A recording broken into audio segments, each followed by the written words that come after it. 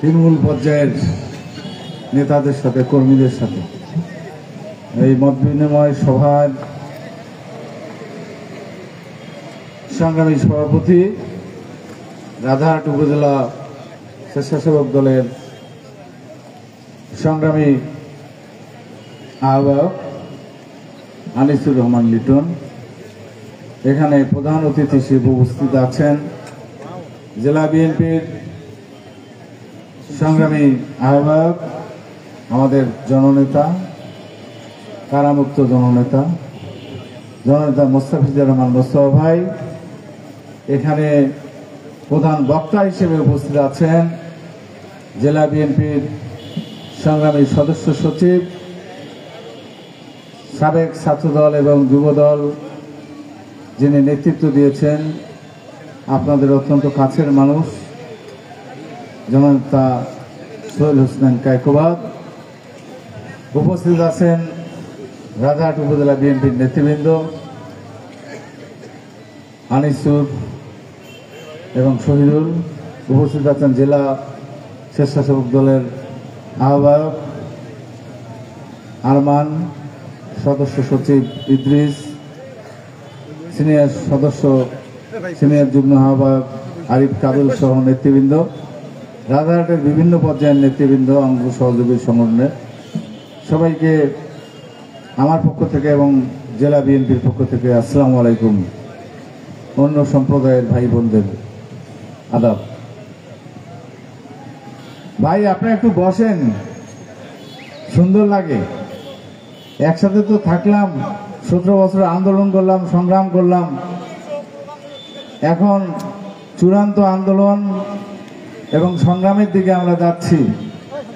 তারেক রহমান আসবেন, এই দেশের হাল ধরবেন, আপনাদের হাল ধরবেন, বাংলাদেশের মানুষের দায়িত্ব নেবেন। এই অবস্থায় আমাদের আরো বেশি সুশৃঙ্খল হতে হবে।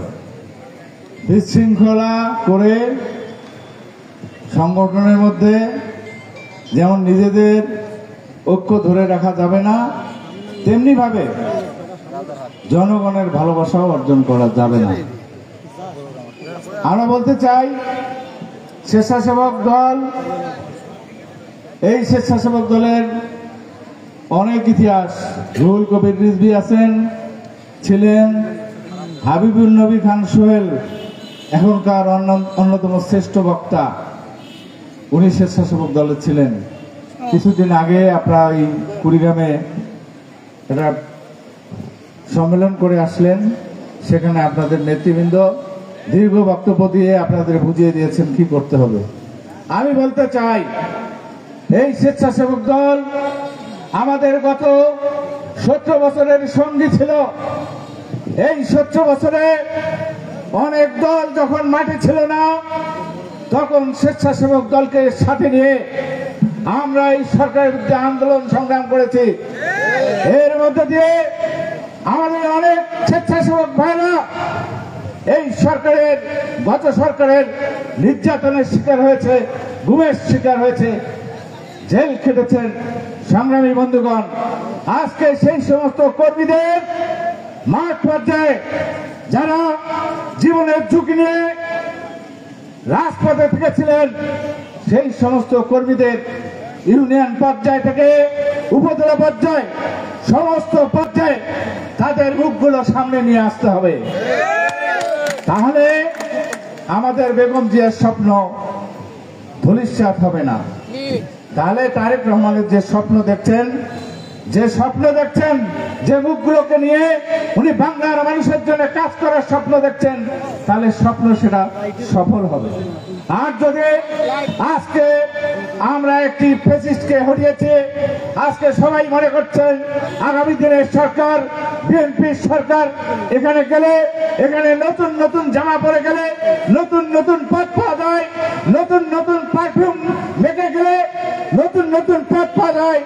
সেই সমস্ত কর্মীদের আমরা সবাইকে চাই, কিন্তু দুর্দিনের যারা আমাদের সাথে ঘাম ঝরিয়ে, রক্ত ঝরিয়ে, জেল খেটে আমাদের সাথে ছিলেন, তাদেরকে সামনে রাখতে হবে। সংগ্রামী বন্ধুগণ, বক্তব্য শুনবেন, সোহেল ভাই আছেন, মুস্তফা ভাই আছেন, ওনাদের মুখ থেকে 6:30টায় মাগরিবের আজান দেবে, বক্তব্য সংক্ষিপ্ত করতে হচ্ছে। আমি শুধু একটি কথা বলে শেষ করব, যেমনি ভাবে আন্দোলন করেছেন, সংগ্রাম করেছেন, আগামী দিনের যে নির্বাচন আসছে 12ই ফেব্রুয়ারি, সেই নির্বাচনে আগের মতো আওয়ামী লীগ যেভাবে ভোট ডাকাতি করেছে সেরকম ভোট এবার হবে না। এবার জনগণের ভালোবাসা আদায় করে ভোট নিতে হবে। অতএব প্রত্যেকটা ভোট কেন্দ্রে, প্রত্যেকটা বুথে ঠিক মতো যাতে আমাদের ভালো ছেলে পেলে পুলিং এজেন্ট হতে পারে, পুলিং এজেন্ট যাতে হতে পারে, সেই জন্য প্রত্যেকটা ইউনিয়ন থেকে স্বেচ্ছাসেবক দলেরও প্রস্তুতির প্রয়োজন আছে। ভোট শেষ না হওয়া পর্যন্ত, ভোটের রেজাল্ট গণনা না হওয়া পর্যন্ত প্রিজাইডিং অফিসার ডিক্লারেশন দেবে, সেই ডিক্লারেশনের কাগজ হাতে না পাওয়া পর্যন্ত ভোট কেন্দ্রে অবস্থান করতে হবে। আর জনগণের ভালোবাসা, জনগণের ভোট কিভাবে আদায় করতে হয়, কিভাবে নিতে হয়, সেই কৌশলটা আমাদের নেতৃবৃন্দ বলবে। সেই অনুযায়ী আপনাদেরকে নিজেদের তৈরি করতে হবে। আগামী বাংলাদেশ, তারেক রহমানের বাংলাদেশ, বেগম জিয়ার বাংলাদেশ, নতুন এক বাংলাদেশের দিকে আমরা যাচ্ছি। সেই বাংলাদেশে প্রধান স্বপ্ন হবে বাংলাদেশের মানুষের মুখে হাসি ফোটানো। সেই হাসি ফোটানোর জন্য আমাদের অনেক ত্যাগ আছে। আমাদের ত্যাগের মানসিকতা নিয়ে এই দলের নেতৃত্ব দিতে হবে। ত্যাগের মানসিকতা নিয়ে বিএনপির সাথে থাকতে হবে, বিএনপির অঙ্গ দলের সাথে থাকতে হবে। নিজেদের মধ্যে যে সমস্ত ভুল বোঝাবুঝি আছে, সেই সমস্ত ভুল বোঝাবুঝি আমরা ঘরের মধ্যে ঠিক করব, ঘরের মধ্যে ঝগড়া করব। বাইরে জনগণের কাছে আমাদের যেন কোনো ঝগড়া প্রকাশ না পায়। সংগ্রামী বন্ধুগণ, আপনারা ঐক্যবদ্ধভাবে একটি নির্বাচনের দিকে, বাংলাদেশের নির্বাচনের দিকে আপনারা আস্তে আস্তে উঠে পড়েছেন। এই নির্বাচনকে ঠেকানোর জন্য বিভিন্ন ধরনের অপপ্রচার চলবে, আমাদের প্রার্থীদের বিরুদ্ধে অপপ্রচার চলবে। সে ব্যাপারে আপনারা সজাগ থাকবেন। আমি কথা না বলে শেষ করছি। খোদা হাফেজ। বাংলাদেশ জিন্দাবাদ। শহীদ জিয়া অমর হোক। খালেদা জিয়া জিন্দাবাদ। তারেক রহমান, এগিয়ে চলুন, আমরা আছি তোমার সাথে।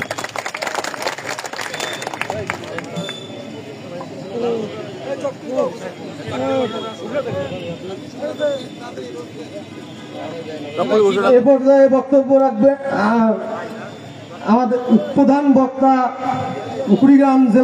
কুড়িগ্রাম জেলা বিএনপির সদস্য সচিব আলহাজ সোহেল হোসেন কায়কোবাদ ভাই। সারা বাংলাদেশের নেত্রী আছে রে, আপসের নেত্রী আছে রে।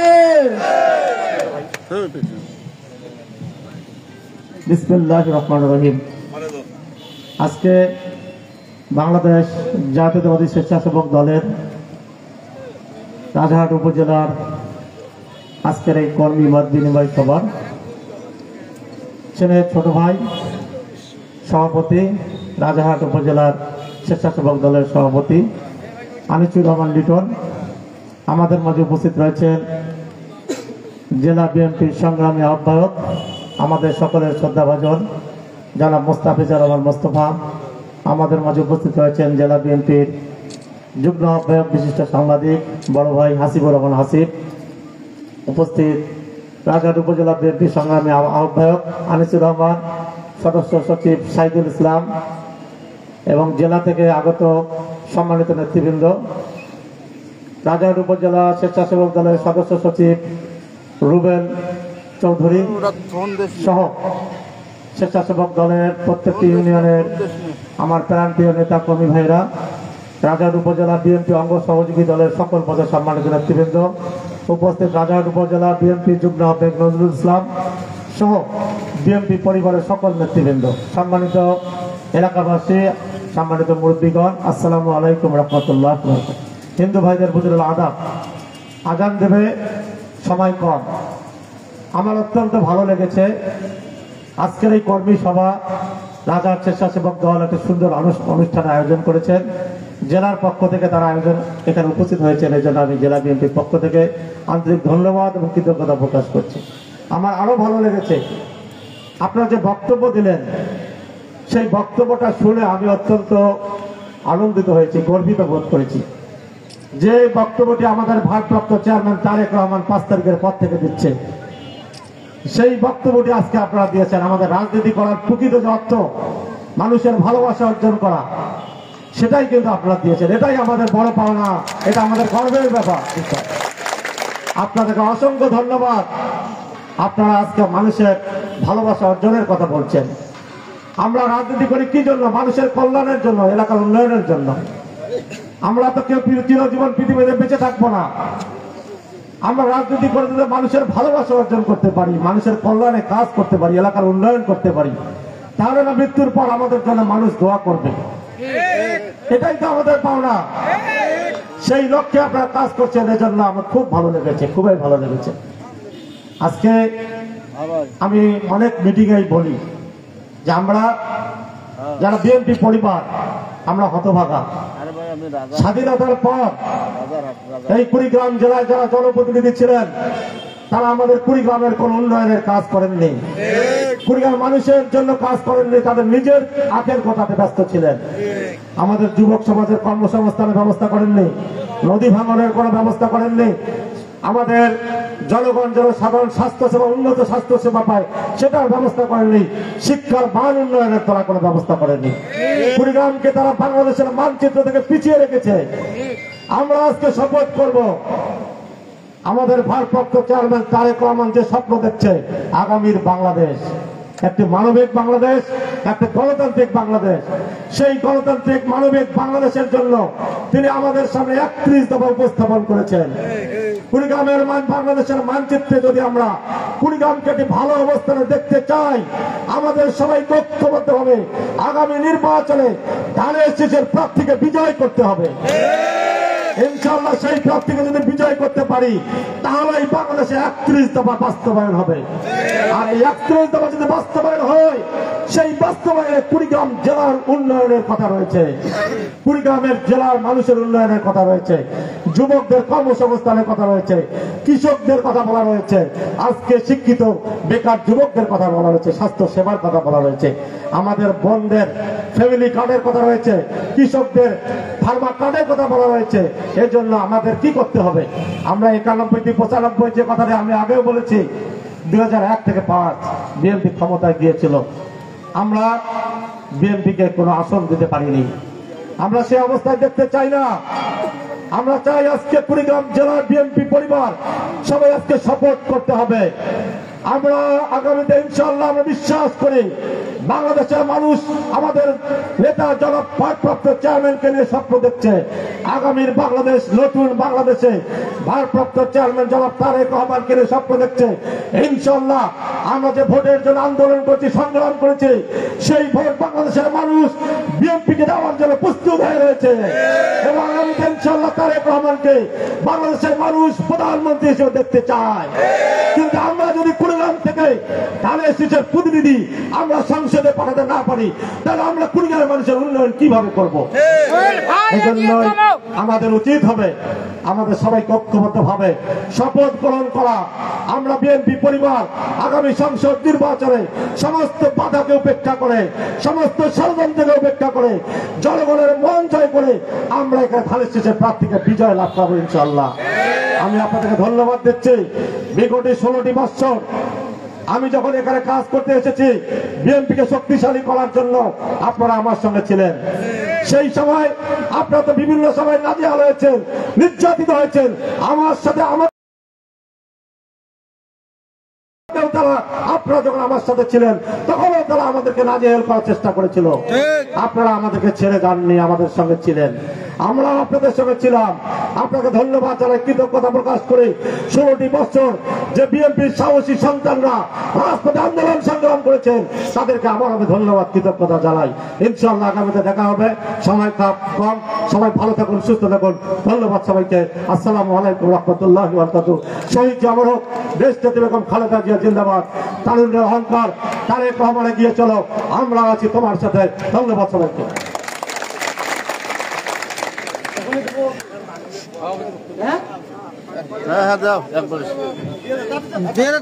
প্রধান অতিথি এই পর্যায়ে বক্তব্য রাখবেন মুস্তাফিজুর রহমান মুস্তফা চাচা, আহ্বায়ক কুড়িগ্রাম জেলা বিএনপি।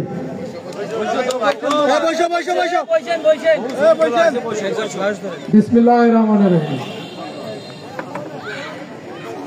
জাতীয়তাবাদী স্বেচ্ছাসেবক দল রাজারহাট উপজেলা শাখা আয়োজিত আজকের এই মতবিনিময় সভায় উপস্থিত আমার স্নেহস্পদ সভাপতি লিটন, আজকের এই উপজেলার স্বেচ্ছাসেবকের সদস্য সচিব, আজকের সঞ্চালক এবং এখানে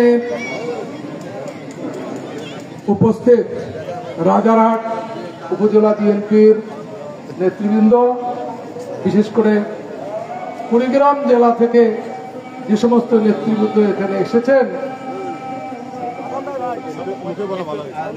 তাদেরকে আজকে এই জায়গায় সবাই যে এসেছেন কুড়িগ্রাম থেকে, এর জন্য আমি জেলা বিএনপির পক্ষ থেকে আন্তরিক ধন্যবাদ এবং আমার ভালোবাসা আপনাদেরকে জানাচ্ছি। আজকে এখানে মঞ্চে উপবিষ্ট কুড়িগ্রাম জেলা বিএনপির সদস্য সচিব, আপনাদের সবার সুপরিচিত আল্লাহ সোহেল ইসমাইল কায়কোবাদ, এখানে উপস্থিত জেলা বিএনপির যুগ্ম আহ্বায়ক, বিশিষ্ট শিক্ষাবিদ, বিশেষ করে কুড়িগ্রাম জেলা বিএনপির যে কোনো সংকটে সে নিজের ঘাড় লাগিয়ে এটি উত্তরণের ব্যবস্থা করেন, সেই নেতা আপনাদের সবার সুপরিচিত অধ্যাপক হাসিবুর রহমান হাসিব সহ আমাদের সঙ্গীয় অঙ্গ সংগঠনের নেতৃবৃন্দ, এখানে জেলা স্বেচ্ছাসেবক দলের আহ্বায়ক এবং সদস্য সচিব মিলে আপনারা যারা এখানে উপস্থিত আছেন, এই অঞ্চলের স্বেচ্ছাসেবকের নেতৃবৃন্দ এবং কর্মীবৃন্দ, সবাইকে আবারও আমি জেলা বিএনপির পক্ষ থেকে সংগ্রামী অভিনন্দন এবং শুভেচ্ছা জানাচ্ছি। আজান পড়ে গেছে, বক্তব্য দেওয়ার মতো কোনো সময় আমারও নাই, কারণ অনেকে এখান থেকে নামাজে যাবেন। দু একটা কথা বলে শেষ। মতবিনিময়ের সভা, আপনারা বলবেন আমরা শুনবো, আর আমরা বলবো আপনারা শুনবেন। সমস্যা, আমরা এখানে কোনো উদ্ঘাটন করতে পারি না, আসলে সময়ের স্বল্পতার কারণে। দুর্ভাগ্য আমাদের যে আমরা অনেক দেরিতে এসেছি, আপনারা অনেকক্ষণ থেকে এখানে অপেক্ষা করেছেন, সেজন্য আমি দুঃখ প্রকাশ করছি। আমাদের টিম এখানে আসতে দেরিতে করেছিল, এই জন্য অনুরোধ থাকবে আপনারা যারা এই অঞ্চলের মানুষ আছেন, বিশেষ করে স্বেচ্ছাসেবকের আজকের এই অনুষ্ঠানে যারা উপস্থিত আছেন, তাদেরকে আমি অনুরোধ করব, সামনের দিন অত্যন্ত সংকটাপন্ন।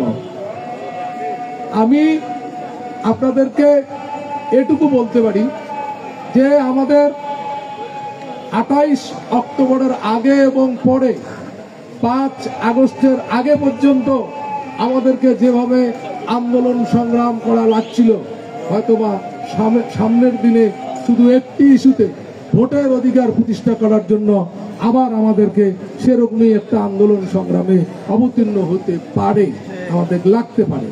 সেজন্য আপনাদের যারা স্বেচ্ছাসেবক করেন, প্রস্তুতি থাকতে হবে আপনাদের। যারা অন্য অন্য অঙ্গ সংগঠন করেন, আমি আপনাদের মাধ্যমে তাদের কাছে পৌঁছে দিতে চাই যে সেই অবস্থার সৃষ্টি হলে আমরা যেন একসঙ্গে আবারও কাঁধে কাঁধ মিলিয়ে আমরা রাজপথ উত্তপ্ত করতে পারি এবং আমাদের অধিকার যেন আমরা প্রতিষ্ঠিত করতে পারি।